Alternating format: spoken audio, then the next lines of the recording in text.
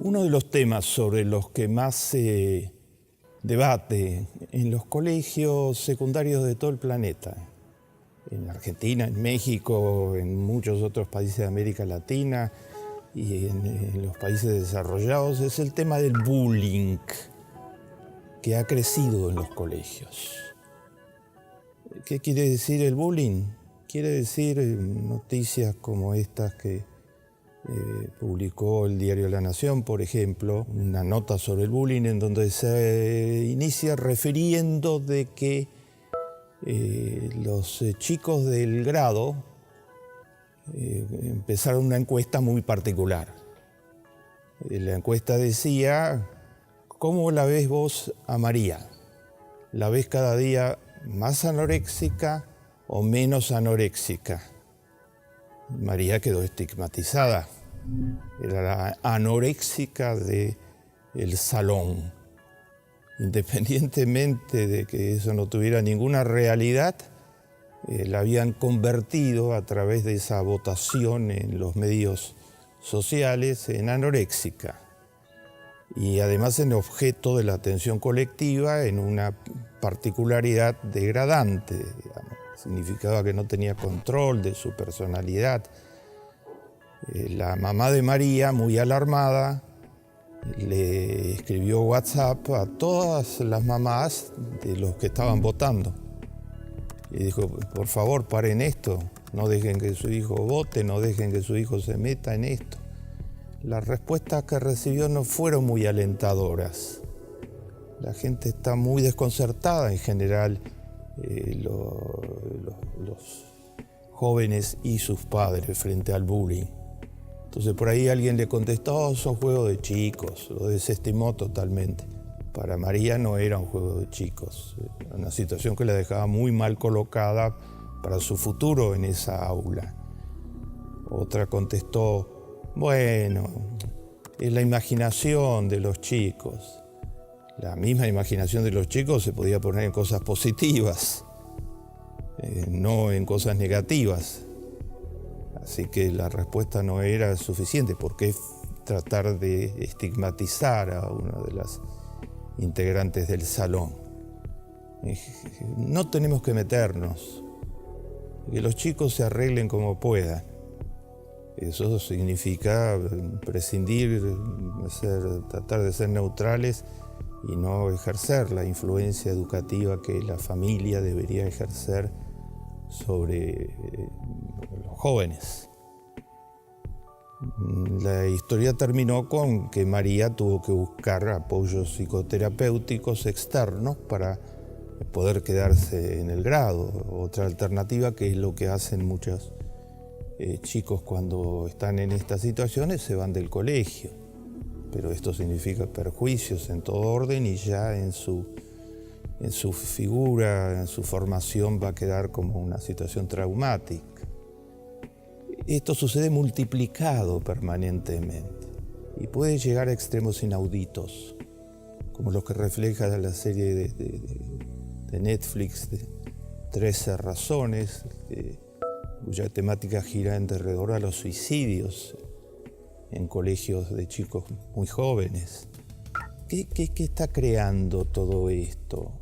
Muchos factores inciden en eso. Desde ya un factor fundamental es lo que los chicos ven en la sociedad externa, lo que perciben a diario, las violencias sin motivo, el clima de tensión en cualquier sociedad. Pero aparte, los modelos de referencia.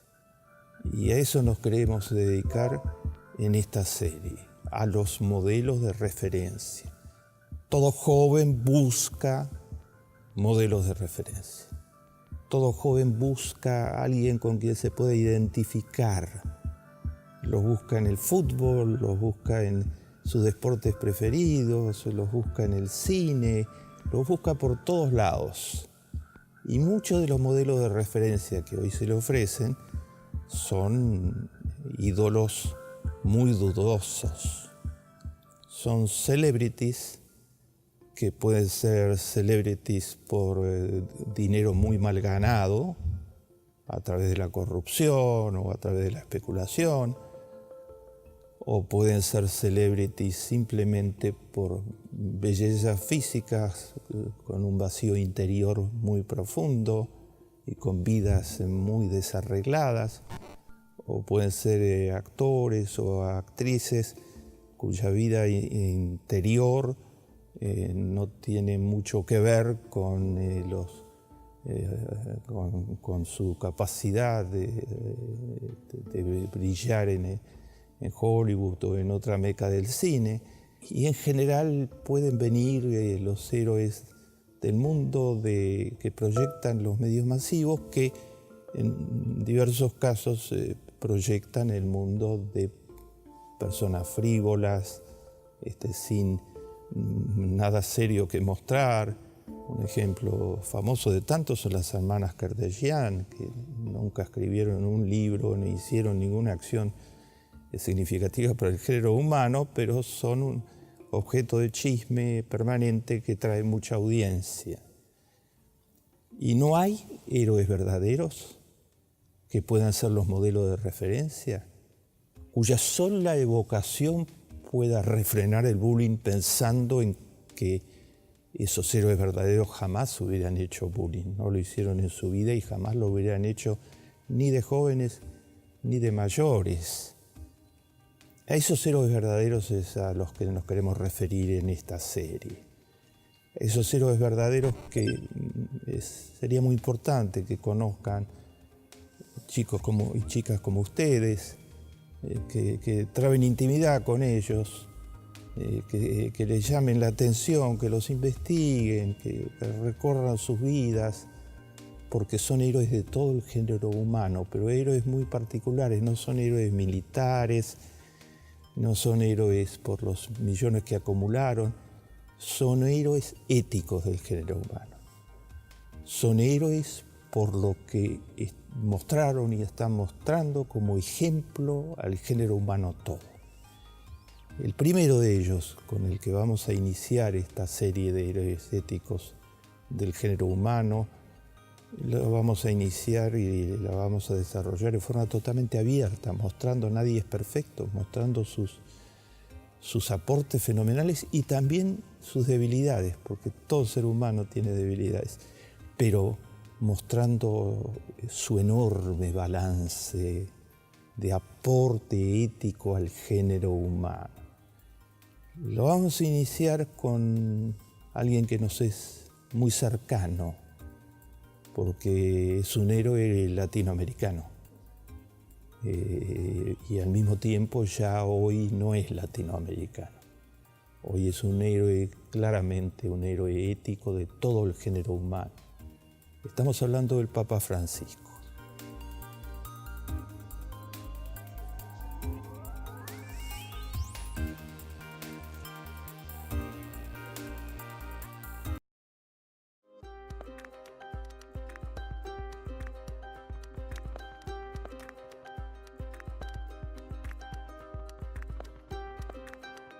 El Papa Francisco se ha convertido, según todas las encuestas de opinión, en una de las personas más queridas de todo el planeta Tierra. El Papa Francisco no se destaca porque canta bien, no es equivalente a ningún artista de rock moderno, no se destaca por su elegancia, no se destaca por las riquezas que tiene acumuladas, es casi una zeta, no tiene ningún patrimonio acumulado de ninguna índole. No se destaca por los rasgos que destacan a muchos de los héroes con pies de barro. Se destaca por lo que ha hecho en concreto. El Papa Francisco fue nombrado Papa en el año 2013. Y en ese corto periodo de tiempo, del 2013 al 2017, el Papa Francisco ha hecho infinidad de cosas en nombre del Antiguo y el Nuevo Testamento, en nombre de la Biblia, en nombre de los mejores ejemplos morales de la historia del género humano, El Papa Francisco se puso, por empezar, de nombre Papa Francisco. ¿Y por qué se puso Francisco? Podría haber sido otro nombre totalmente diferente. Hubo 286 papas antes que él. Podría haberse puesto el nombre de cualquiera de esos papas, agregándole segundo, tercero o cuarto. El Papa Francisco se puso el nombre por Francisco de Asís. Y Francisco de Asís fue un sacerdote que pertenecía a una familia rica y que dejó todo, absolutamente todo, para dedicarse a los pobres y a la naturaleza.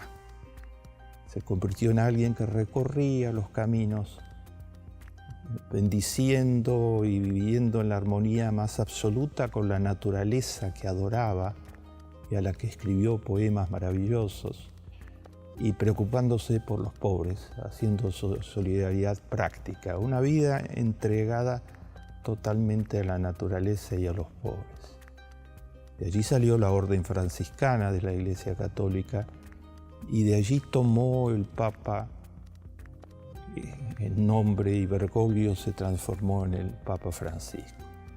El sacerdote, obispo, cardenal Bergoglio, que siempre llevó una vida dedicada a los otros, se transformó en el Papa Francisco, que había de seguir los pasos de Francisco de Asís y los pasos del cardenal Bergoglio. 6 motivos por los que el Papa Francisco es muy querido por todo el género humano. 6 motivos muy concretos. Primer motivo, es el Papa de los pobres. El Papa Francisco suele decir: escuchemos el grito silencioso de los pobres. Y aclara, los pobres no tienen voz. No tienen voz porque no se los escucha, porque amplios sectores del género humano no los escuchan, es como si no existieran, o los desprecian, o los ignoran totalmente, o no les conviene escucharlo, dice el Papa Francisco, para no enterarse de lo que está sucediendo, según refiere el Papa, con casi la mitad de la población del mundo, que vive en pobreza. El Banco Mundial hizo una encuesta a 60.000 pobres del mundo de 60 países, hace algunos años atrás, para ver qué era la pobreza realmente. Y los resultados fueron muy sorpresivos, porque lo que decían los pobres era que les dolía y tenían sufrimientos muy fuertes porque no podían mandar los chicos al colegio, porque no los podían vestir adecuadamente, porque muchos de sus chicos no tienen zapatos, que todo eso les dolía mucho, y el no poder comprarles los remedios, no llevarlos a un médico adecuado, sentir que se podían morir simplemente por la pobreza, por la falta de los elementos básicos, no poder alimentarlos.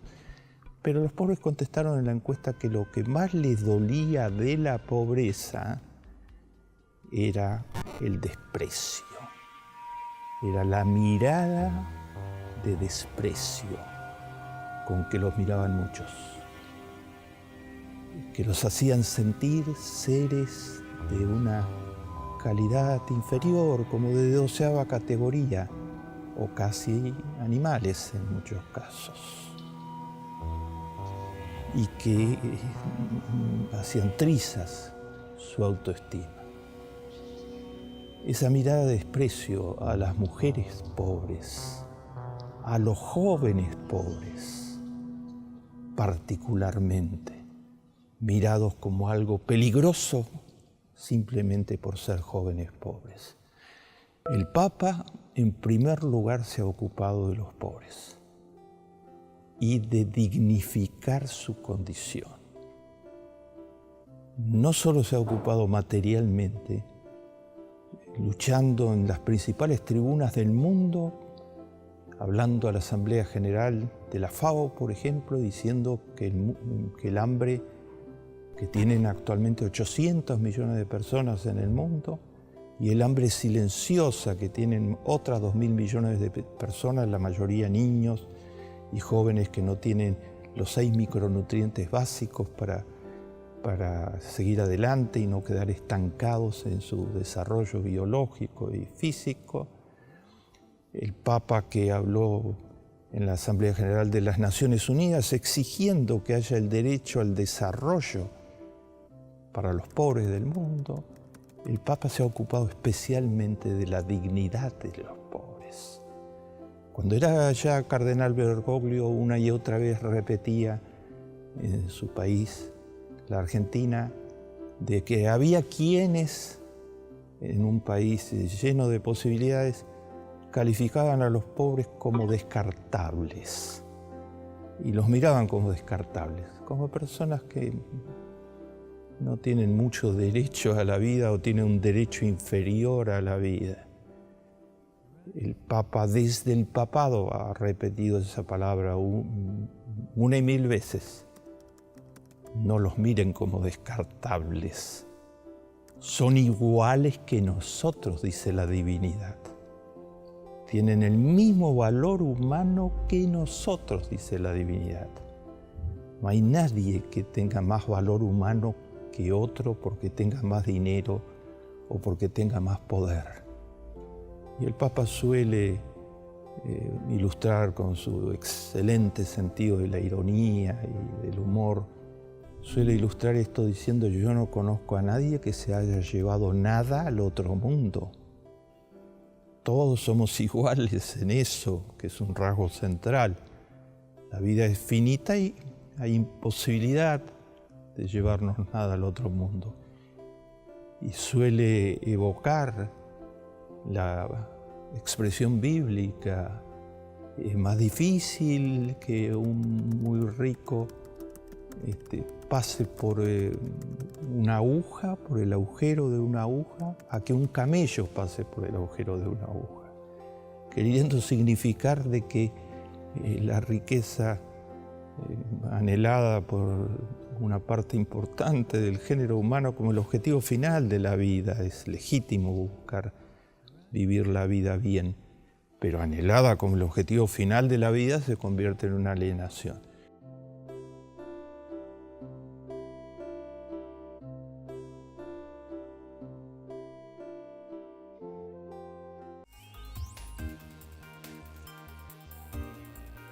Los enemigos del Papa, porque hasta el Papa tiene enemigos, aquellos cuyo status quo está moviendo. Los enemigos del Papa suelen decir de que el Papa tiene una manía, la manía de defender a los pobres. No es una manía, es una bendición que ha llegado en el siglo XXI, un Papa que defiende a los que no influyen, no tiene voz y los rehabilita en su propia autoestima. El Papa suele almorzar y cenar con mendigos, con homeless, con gente que vive en la calle. Cuando fue a los Estados Unidos hace un tiempo atrás, después de hablar para el Congreso de los Estados Unidos, se fue a almorzar con gente que vive en las calles, que son millones en los Estados Unidos, a compartir el pan con ellos. En segundo lugar, el Papa es el Papa de la naturaleza.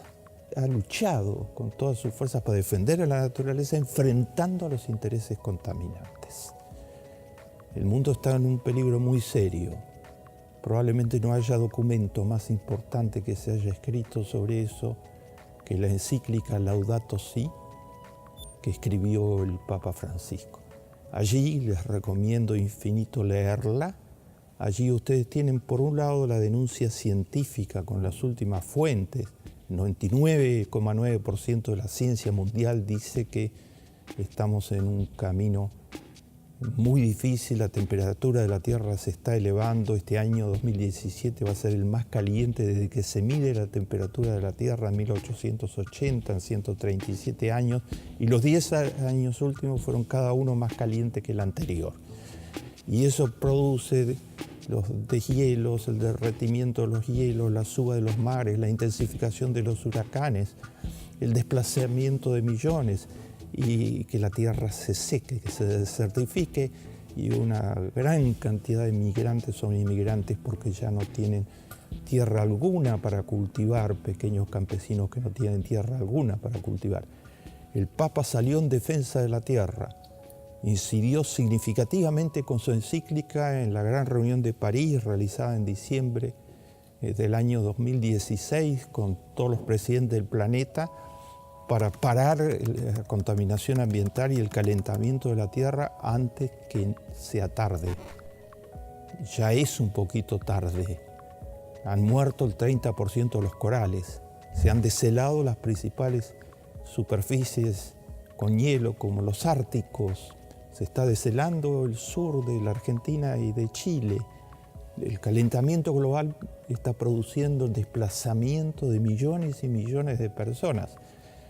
El Papa no vaciló un momento en tomar partido y dice permanentemente: escuchemos el grito silencioso de los pobres y el gemido de la tierra, que está gimiendo porque los intereses contaminantes que lucran con la emisión de gases contaminantes y no quieren parar su negocio, están rompiendo el equilibrio que la divinidad dio a este planeta, equilibrio absolutamente inimitable. El Papa es, en tercer lugar, el Papa de los inmigrantes. Frente a la mayor migración de la historia después de la Segunda Guerra Mundial, el Papa se plantó y fue a solidarizarse con los inmigrantes a los lugares, a las islas infernales de donde los inmigrantes salen para cruzar el Mediterráneo, en donde ya han quedado más de 20.000 víctimas en el fondo del Mediterráneo, y el Papa se dirigió al Parlamento Europeo diciéndoles: ustedes se están convirtiendo al Mediterráneo en una gigantesca fosa, un gigantesco cementerio, sean solidarios. Frente a la xenofobia con que una parte de Europa recibió a los inmigrantes, el Papa se llevó una familia o varias familias de inmigrantes completas en uno de sus viajes a los lugares infernales de donde salen para albergarlos bajo la protección del Vaticano, en una de las órdenes que trabajan en el Vaticano, y está recorriendo el mundo defendiendo a los inmigrantes. En cuarto lugar, el Papa es el adalid de causas centrales. El Papa es vocero de la más enérgica revisión de normas de la Iglesia que se haya hecho sobre el antisemitismo. Ha desterrado el antisemitismo virtualmente de las misas, de las oraciones, de los lugares en donde ese odio contra los judíos se inculcó, al mismo tiempo que contra todas las formas de intolerancia, contra la intolerancia contra las personas de color, contra los musulmanes, contra todas las formas de intolerancia. En quinto lugar, el Papa es el Papa que actúa frente a cada hecho de la realidad. Es capaz de llamar por teléfono a alguien que leyó que tiene una enfermedad grave en cualquier lugar del mundo para confortarlo. Habla el Papa Francisco. No puede ser, ¿cómo me va a hablar a mí el Papa Francisco? Sí, habla el Papa Francisco y estoy llamando. Con frecuencia le cortan el teléfono. Ha sucedido muchas veces porque creen que es una broma. Y no es una broma. El Papa mandó a uno de sus obispos a hablar con los jungles de Roma, que tiene muchos jungles, y a preguntarles cómo los podía ayudar la Iglesia. El obispo volvió y le dijo que lo que más les importaba de todo era tener un lugar donde bañarse, porque como no tienen ningún lugar donde bañarse, huelen mal y la gente se aleja de ellos. Y el Papa, como la autoridad eclesiástica mayor de Roma, sacó un decreto obligando a todas las iglesias de Roma a tener jabón, una ducha, toallas y permitir la entrada de los jungles para que puedan bañarse.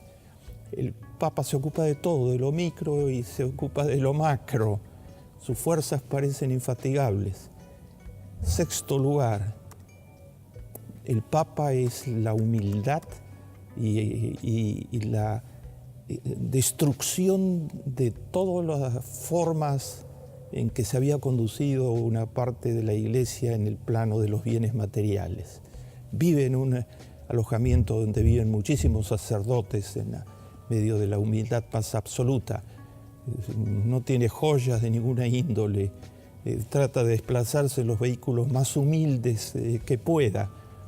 Alejado toda señal de riqueza y de opulencia, y hasta le ha dicho a las máximas jerarquías del Vaticano en una alocución especial para ellos: mucho cuidado, mucho cuidado con el Alzheimer, pero no con el Alzheimer común, con el Alzheimer espiritual, con creerse que están por encima de todos los seres humanos. El Papa finalmente tiene un mensaje directo para ustedes. En esa conversación que tuve el privilegio de tener con él en su propia casa, el Papa, sobre todo, le preocupaban los jóvenes como ustedes, los jóvenes de los colegios secundarios, los jóvenes como ustedes que estaban aturdidos por los falsos héroes y por las falsas metas, que los jóvenes como ustedes fueran educados en valores.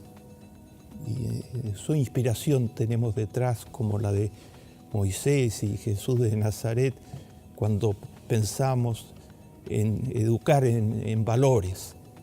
El último rasgo: los que hacen cosas por los demás todo el día, como el Papa, ¿cómo se siente? Se le preguntó al Papa: usted tiene 80 años, usted es de una naturaleza frágil, ha tenido enfermedades en su vida, usted trabaja de las 6 de la mañana hasta la 1 de la noche o las 2 de la noche, tratando de iluminar al mundo y tratando de salvar a muchísima gente. ¿Usted no debería cuidarse más? ¿Cómo se siente? Y la respuesta del Papa: me siento más alegre que nunca en mi vida. Nunca soñé que pudiera estar tan alegre, porque tengo la posibilidad ahora de ayudar a muchos más que los que ayudaba antes. El Papa tiene un mensaje para ustedes. Ayudar al otro es un motivo de alegría. Cada capítulo de esta serie se cerrará con una expresión bíblica: el que ayuda al otro, chicos y chicas, se ayuda a sí mismo.